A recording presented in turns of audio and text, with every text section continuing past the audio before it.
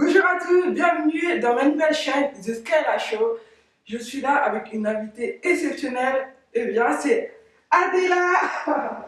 Bonjour tout le monde, je suis Adela des Secrets d'Adela et je rejoins Skyla aujourd'hui pour son talk show. Nous allons aborder un sujet assez intéressant qui pourra vous aider. Voilà. Exactement, et c'est comment reconnaître les hommes pas sérieux. Oui, les hommes pas sérieux, ça veut dire tout au début de la relation. Donc, pas votre petit ami, un homme qui veut sortir avec vous, comment reconnaître s'il veut du sérieux ou comment reconnaître s'il veut juste se jouer de vous. Voilà. Exactement. Donc, on va s'asseoir, on va discuter tranquillement. Allez.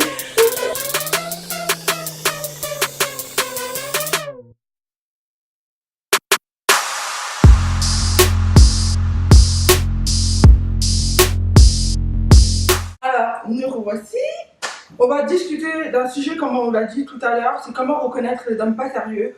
Là, on s'est mis bien là, comme vous pouvez le constater. On va voir un petit peu, on va se désaltérer. Voilà, on va échanger, on va vous dire ce qu'on pense. Exactement. Santé à vous. Alors, comme vous avez pu le constater, quand on fait des premières rencontres, on a affaire à des hommes. Bien sûr, c'est difficile de se confier à un homme tout de suite, de tomber amoureuse tout de suite d'un homme et de vivre voilà, la belle vie avec un homme. Donc, il faut quand même s'en méfier. Tu es d'accord avec moi? Oui, parce que de prime abord, on ne peut pas savoir si c'est un homme sérieux. Il y a des gens qu'on a cru qui sont vraiment sérieux, après on s'est rendu compte que en fait, ils n'étaient pas sérieux. Mais moi, ce que je peux vous dire, c'est qu'à 90% des gens qui sont des bandits là, ils montrent toujours qu'ils sont bandits. C'est juste que nous ne savons pas détecter en fait, nous ne savons pas lire, nous ne savons pas interpréter. Donc aujourd'hui, on va détailler tout ça. Après, si vous avez vos avis, parce que nous, on n'a pas le monopole de savoir, on se base juste sur nos petites expériences. Voilà, c'est que nos copines aussi ont vécu. Donc, si vous pouvez compléter en commentaire, nous envoyer un mail. Voilà. Pour commencer, il y a à peu près 5 catégories d'hommes qui ne sont pas sérieux. Donc, la première catégorie, moi je dirais, ce sont les beaux parleurs. Donc, ce sont les hommes qui ont tendance à raconter leur vie, qui se mettent toujours en avant. Quand ils rencontrent une personne, bien sûr, ils vont chercher à connaître les bases, on va dire comment tu t'appelles, de quel régime. Par politesse, juste voilà, par politesse. Et ensuite, ils vont se mettre en avant, ils vont dire oui, moi j'ai ça, j'ai une voiture, j'ai une maison, je suis riche. Ouais, je sais, mon grand-père, il était préfet. Exactement. Je suis la famille éloignée de Mobutu. Tu connais Paul Biya. En fait, il a toujours envie de te montrer que. Un peu comme des nombriliers, oui, comme s'ils sont.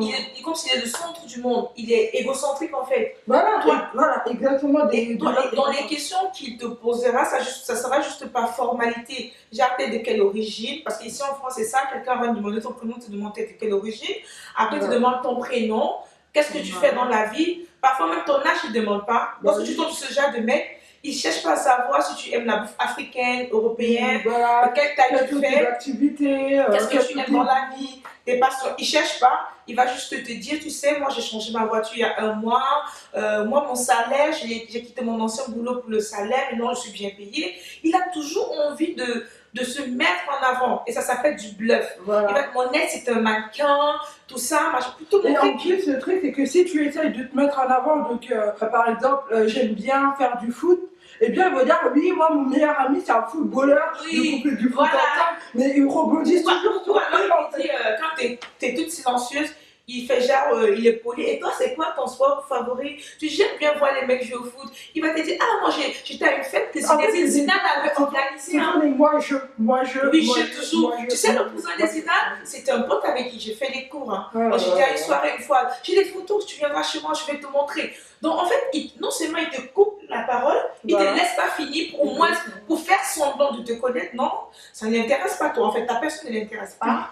Et lui, il parle, tellement il ment, parce que moi, un mec qui parle beaucoup, forcément, c'est des mecs qui mentent. Ce genre de mecs, ils vont avoir tendance à te faire plaisir d'abord. Donc, à dire que si vous êtes dans une relation et que vous cherchez à changer la personnalité de ce type de mec, eh bien, il va pas vraiment changer, il va chercher à avoir son propre plaisir. C'est-à-dire que s'il a des sous, il va s'acheter ses vêtements, parce que c'est moi, voilà, c'est ça en fait. Dans la deuxième catégorie, nous avons les harceleurs téléphoniques. C'est ces gens-là qui te, comme on dit, te harcèlent au téléphone, ils t'envoient des SMS à longueur de journée, ils t'appellent N fois, pour ne rien dire parfois. C'est vrai que lorsqu'on veut se mettre en couple avec quelqu'un, on aimerait bien connaître la personne et tout, mais je crois qu'un petit message de bonjour ou de bonsoir, t'as passé une bonne soirée, ou un appel de temps en temps pour te faire un coucou, ça va. Mais quelqu'un ne va pas trop t'appeler. Et les filles qui sont en manque d'amour vont prendre ça pour l'homme parfait. Elles vont se dire qu'elles sont tombées sur un mec attentionné. Voilà. Alors, on fait très attention. Hein. C'est un piège en fait. C'est du harcèlement téléphonique parce que une fois qu'il aura ce qu'il veut, je ne crois pas qu'il t'appellera autant. C'est un homme qui a lu en toi la détresse. Et quand ça coupe, ou alors même il continue ça continue, mais c'est plus autant qu'avant. Et la relation, même, en fait, c'est toi. Les rôles s'inversent. C'est toi qui commences à l'appeler tout le temps à chaque minute. Comment il va, et il ne va pas supporter. Mais si un mec dès le départ, vous venez à peine de vous rencontrer, vous vous êtes vu une seule fois, et le mec il t'appelle tous les jours, je pense à tous les soirs, t'envoies un message, je pense à toi, la nuit avant de dormir, tu me manques, le matin au réveil, passe une bonne journée, des trucs comme ça. Faites attention. Après, ça coupe, et c'est toi qui te mets à faire ça. Donc, les filles, faites très attention à ce type de gars. Troisième catégorie, pour suivre un petit peu l'harceleur téléphonique, je vais dire qu'il y a le pervers en fait. Le pervers, il va avoir une relation avec toi de sorte que tu puisses être en manque de lui. Il fait des compliments à tout bout de champ.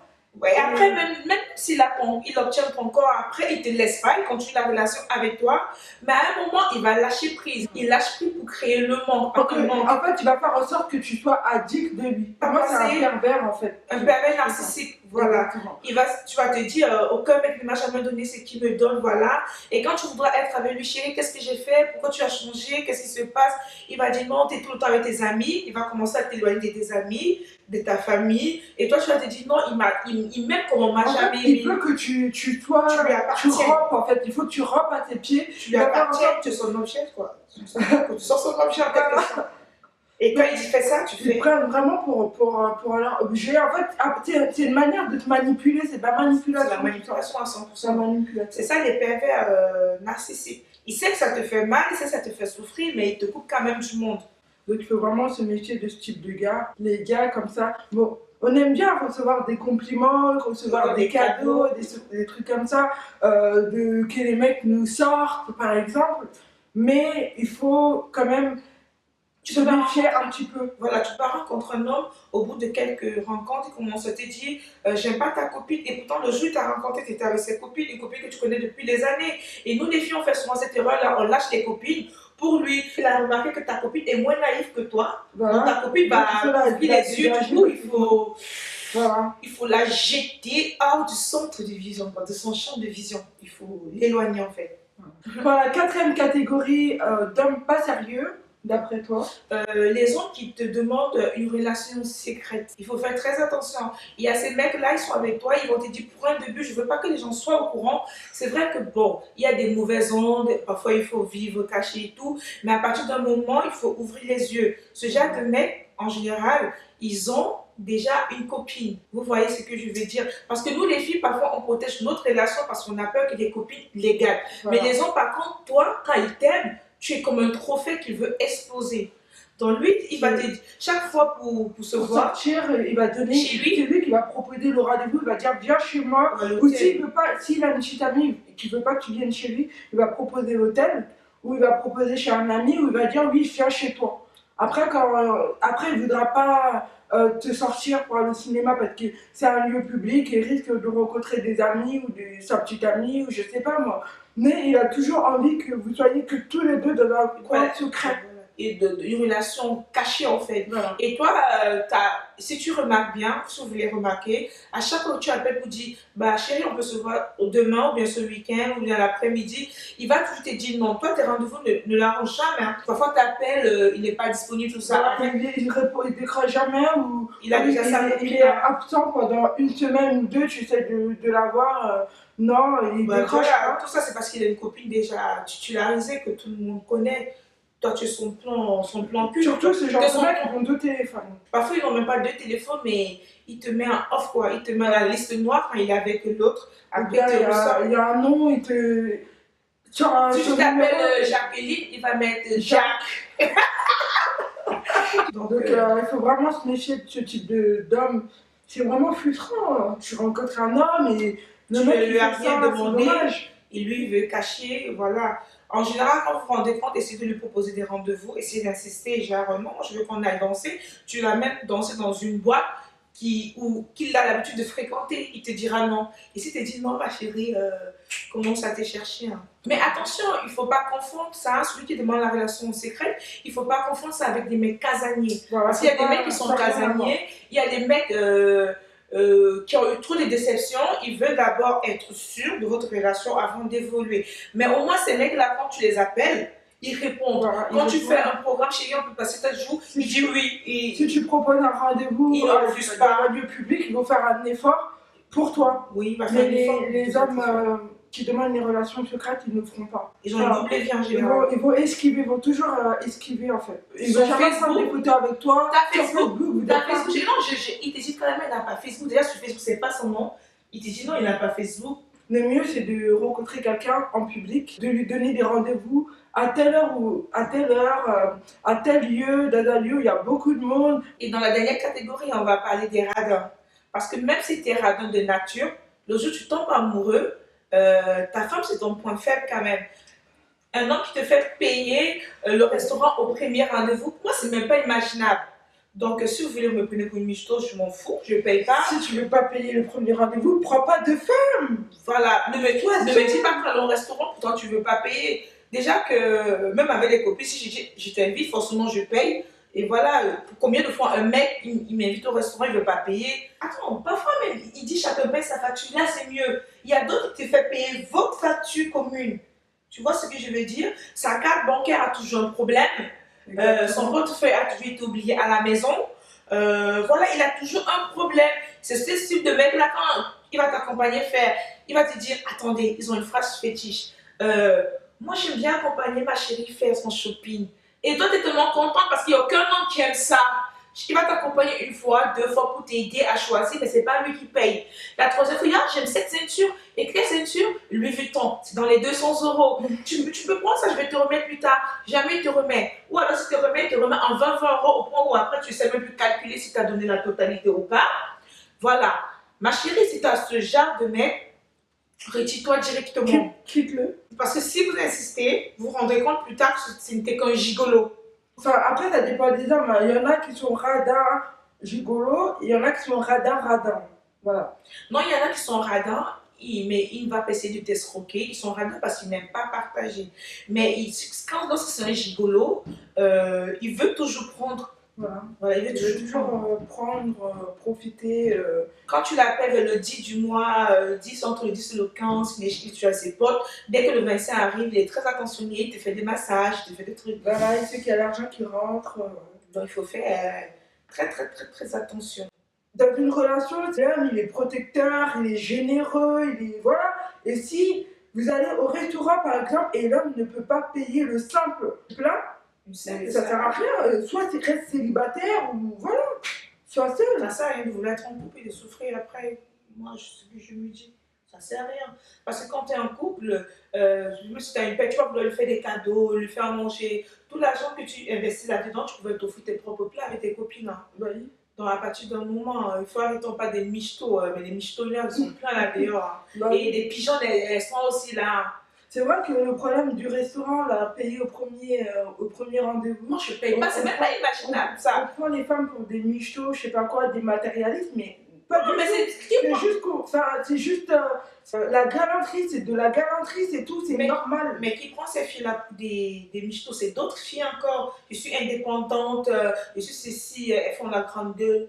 Et puis après, quoi? Il y a des femmes qui donnent beaucoup plus d'argent que les hommes qui les sortent, et ça ne veut pas dire qu'elles doivent payer le restaurant pour l'homme. Enfin, je veux dire, à la première rencontre, au premier rendez-vous, c'est parfaitement normal. Donc si un homme est radin et n'a pas envie de sortir le portefeuille, moi, c'est pas grave, je vais payer, mais tu ne me verras plus jamais, c'est tout. C'est tout, je payerai ma part, mais tu ne me verras plus jamais parce que moi, j'ai rien à faire avec des radins. Enfin, je peux subvenir à mes besoins, mais je veux aussi que recevoir, il n'y a pas de souci. Je peux souffrir aussi, il n'y a pas de souci. Tu veux ressentir que tu es avec quelqu'un, moi. Il faut quand même qu'il y ait la différence de ton célibat et de la période que tu es en couple. S'il n'y a pas de différence, autant mieux être libre. Voilà, autant être célibataire que d'être avec quelqu'un qui est radin. Moi, j'ai les 2 conseils que je peux vous donner aujourd'hui. c'est éviter les mecs trop radins et éviter les mecs qui vous donnent trop dès le début. Genre, il y a pas les qui sont même trop généreux. Très très généreux. Voilà, qui sont très généreux, c'est comme s'ils vous payent en fait. Il y a quelque chose derrière la tête aussi. Voilà. Choisir le juste milieu parce qu'il est hors question que tu ne connais pas quelqu'un. Bon, les petits cadeaux par là, ça va encore. Voilà. Mais quelqu'un, il veut vraiment, ça c'est pour s'accaparer de toi. Tous les jours, enfin tout le temps, il moi je veux trop t'offrir. Vous n'avez même pas encore fixé des bases. Me dire, ça vient plus ton argent. Bon, premier rendez-vous, plutôt les fleurs, voilà, vous pouvez vous balader, t'as vu un petit truc qui ne coûte pas vraiment cher, voilà.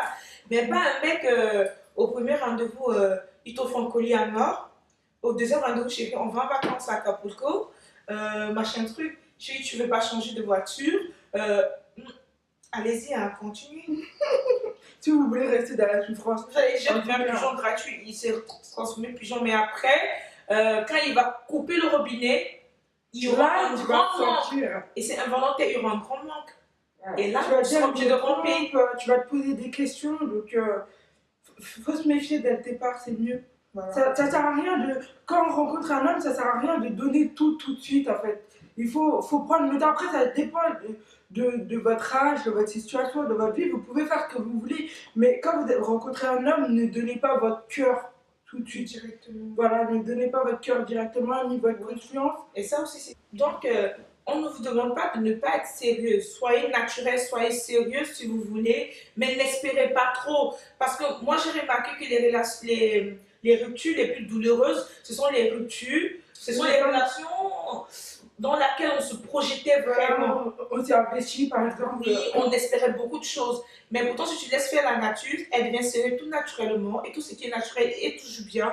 Mais après, si vous êtes une fille et que vous avez vos principes, vous voulez le mariage, on ne vous interdit pas ça. Mais tu dis au mec au début, moi, je n'ai pas le temps de m'amuser. Voilà. Il y a beaucoup de femmes qui sont là. Oui, moi, j'ai plus le temps pour copain-copine. Voilà. Je veux, mais tu dois lui faire comprendre. Tu dis, moi, je veux me caser, je veux me marier, ou bien je veux un enfant.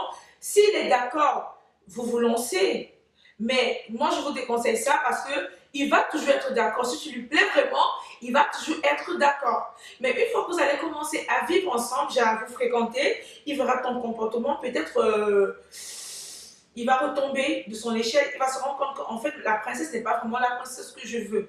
Tu vois un peu? Et lui, en ce moment-là, qu'est-ce qu'il fait? Ça le refroidit. Et naturellement, il se retire. Et naturellement, tu es déçu. C'est légitime que tu sois déçu parce qu'il t'avait promis.